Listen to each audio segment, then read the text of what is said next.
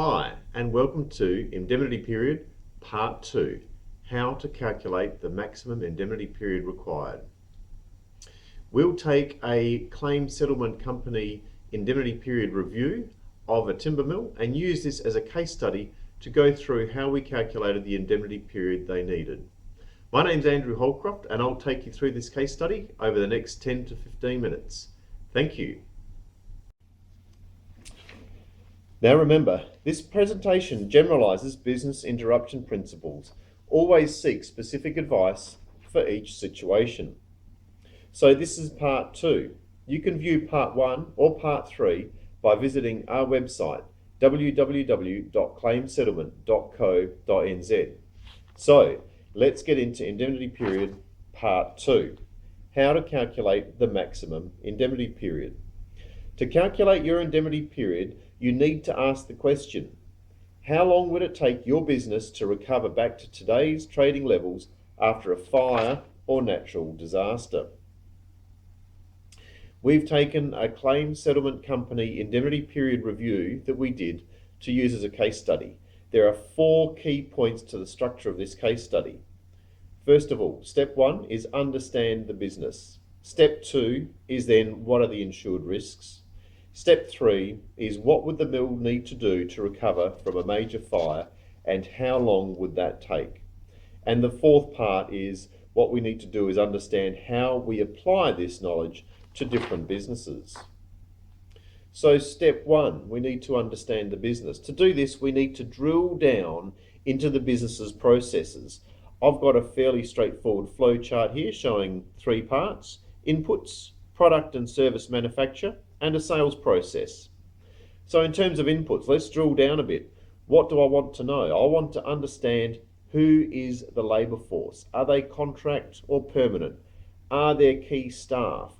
What are the departments and the various functions?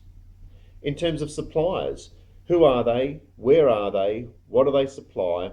Are any of them critical to our business? And what would happen if a critical supplier suffered damage at their plant?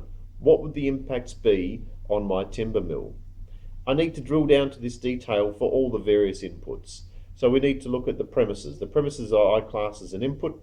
We need to understand the detail of the premises themselves, the plant and equipment of our business. What materials do they use?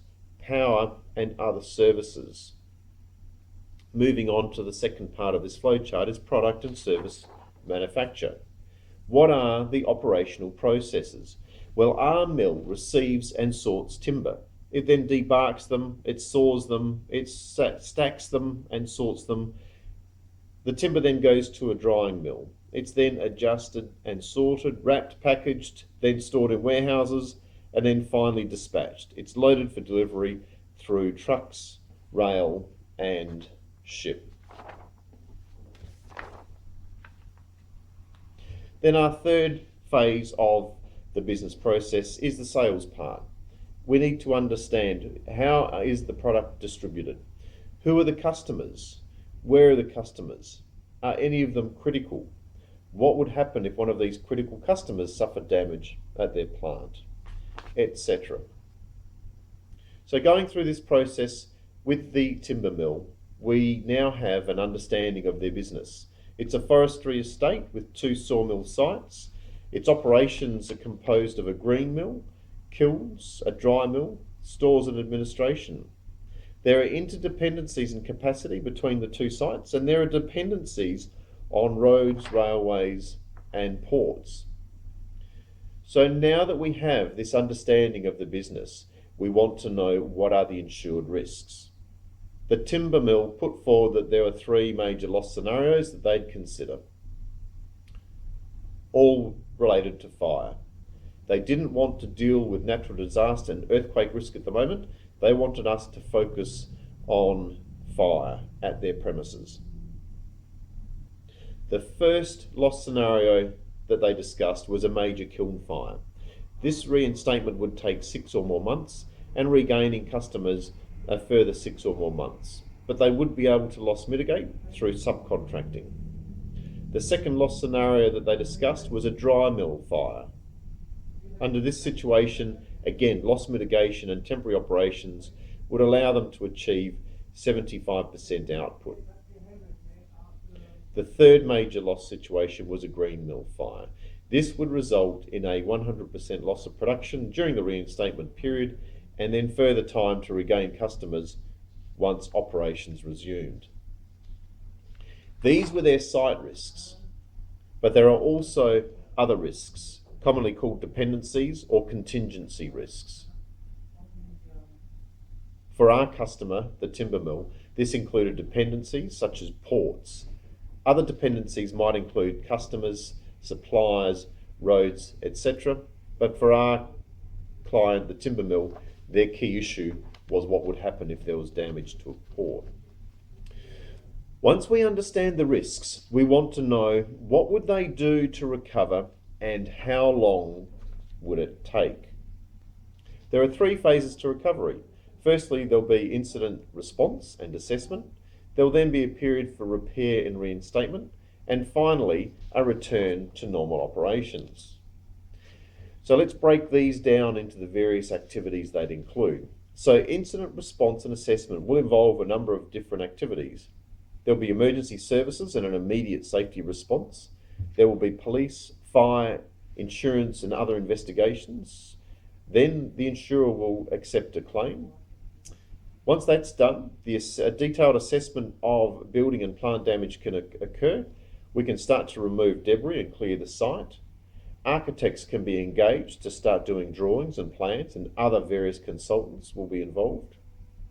Then we can go through the council process of obtaining consent and dealing with any other issues such as heritage the council may raise. There'll be a number of other assessment activities, but this is a good start.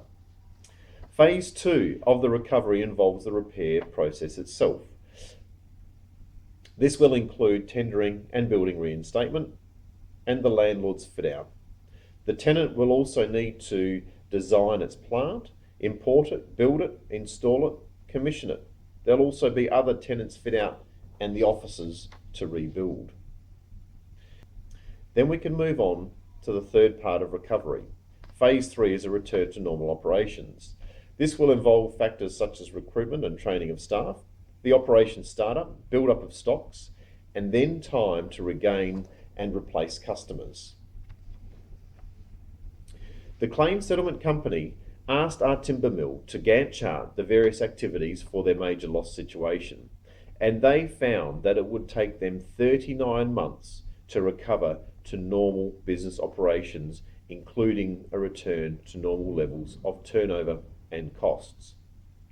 So the result of this process was to discover that the mill needed a 39-month indemnity period to ensure proper business interruption cover. Now, of course, the mill chooses what indemnity period it wants, but at least it's going to do so with the knowledge that 39 months will be enough to ensure proper business interruption cover. It could choose a slightly longer period if it wants to be more conservative, or it could choose a shorter period if it so desires. So, how do we apply this to different businesses? Well, the methodology doesn't change. Steps 1 to 3 remain the same. First, we understand the business, then we understand what are the insured risks, and then finally, what would the business do to recover and how long would that take, including time to win back its customers. So every business will need to consider its own situation. Landlords, tenants, industries, they're all different. A landlord may focus on its building size, its location, or council issues. A tenant will look at its own business size and type. It'll look at the fickleness of its customers, specific licenses, building specification, improvements, specialised equipment, and other issues will be relevant to tenants. There are various examples, and our examples show that a 12 to 24 month period is fairly common. But remember, each business needs to assess its own situation. What about different perils and different insured items? So for example, natural disaster may require a much longer indemnity period than fire cover. Gross profit may be insured for 24 months, and payroll you may insure for only 12 months, and perhaps a different indemnity period for additional increased costs of working of, say, 6 months. So different insured interests can have different indemnity periods applied to them. Or an organisation with a number of different trading companies and a number of different locations may choose separate indemnity periods for each company or for each location. So to summarise part 2, in calculating the indemnity period required, we need to understand the business operation from beginning to end. We need to understand what are the insured risks, damage to property of the situation, dependencies and contingencies. And finally, step 3 is to know what would the mill need to do to recover from a major fire and how long would that take. So that's it for part 2. Thanks for your interest in watching part 2 of the Claim Settlement Company presentation on indemnity periods. You should recommend to your clients that they appoint us to assist them with preparing their business interruption claim, because the insured must prove their claim and we act for them. Insurers will appoint a loss adjuster whose role is to check the claim, and we have 15 years of experience helping insureds with their business interruption claim. Ring me or email me now at andrew@claimsettlement.co.nz if you've got any queries on this presentation, or if you have any claims or pre-loss issues that you think we can help with. We also want your feedback. What was good? What could have been better? What topic would you like to see next? Please let me know, because your feedback is valuable. And stay tuned for part 3. I'll be looking at problems and claims examples in the next part, including issues such as cessation of business, catch-up, and various other items. Thanks very much, and see you soon.